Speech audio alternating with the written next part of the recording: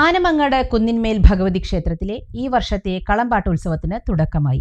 കേരളത്തിലെ മറ്റു ക്ഷേത്രങ്ങളിൽ നിന്നും വ്യത്യസ്തമായി വൈകിട്ട് അത്താഴ പൂജയ്ക്ക് ശേഷം നടന്ന കൂട്ടുപായസം നേദ്യം വഴിപാടിൽ തട്ടകത്തിലെ 11 ദേശങ്ങളിലെയും ഭക്തജനങ്ങൾ പങ്കെടുത്തു. ധനു 1-ന് കളംപാട്ട് തുടങ്ങി 78 കളത്തോടെ 2026 മാർച്ച് 3-ന് താലപ്പൊലിയോടുകൂടി സമാപിക്കും.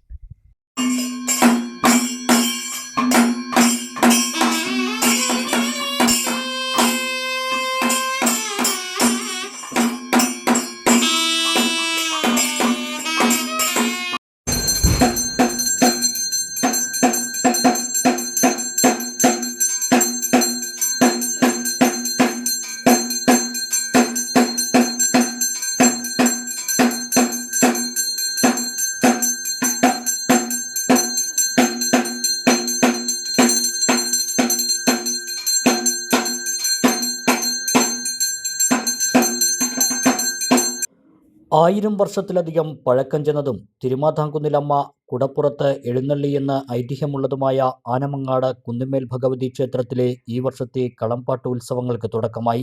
ധനു 1-ന് കളംപാട്ട് തുടങ്ങി 78 കളത്തോടെ കുംഭം 19-ന് താലപ്പൊലി ആഘോഷത്തോടെയാണ് കളംപാട്ട് സമാപിക്കുക. ഒട്ടേറെ ആചാര അനുഷ്ഠാനങ്ങൾ കൊണ്ട് പേരുകേട്ട ക്ഷേത്രമാണ് ആനമങ്ങാട് കുന്നിന്മേൽ ഭഗവതി ക്ഷേത്രം.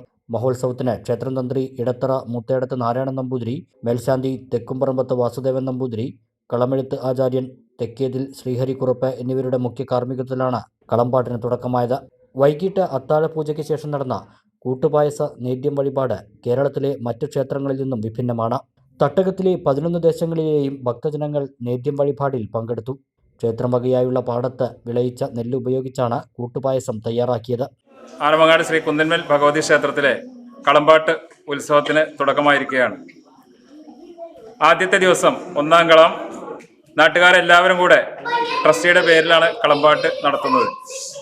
അതോടനുബന്ധിച്ച് ഇവിടുത്തെ കർഷകർ ഇവിടുത്തെ നെൽപ്പാടങ്ങളിൽ വിളയിച്ചെടുത്ത നെല്ല് അതേ ദിവസം രാവിലെ ക്ഷേത്രത്തിൽ എത്തിക്കുകയും ആ നെല്ല് കുത്തി ആ അരി കൊണ്ട് നേദ്യവും പായസവും എല്ലാവർക്കും ഈ 11 ദേശത്തെ എല്ലാ ഭക്തജനങ്ങൾക്കും നൽകുന്ന ഒരു ചടങ്ങാണ് ഇപ്പോൾ ഇവിടെ നടന്നു കഴിഞ്ഞത്.